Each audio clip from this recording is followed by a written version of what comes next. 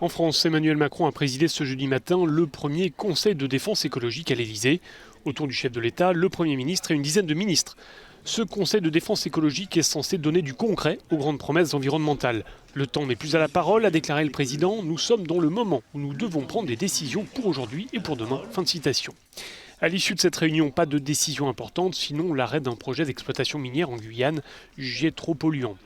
Ce conseil de défense écologique s'est tenu à 3 jours des élections européennes, ce qui fait dire à plusieurs dirigeants politiques qu'il s'agit, pour le parti au pouvoir, d'attirer des voix écologistes. C'est ce que pense notamment Yannick Jadot, tête de liste Europe Écologie Les Verts, qui défend une écologie politique pour l'Europe. Quel beau projet d'avoir une Europe qui dépend de l'eau, du vent, de la géothermie, qui dépend de la mer et de la biomasse, plutôt que de Trump, de Poutine et des dictatures du Golfe pour nous chauffer et nous éclairer.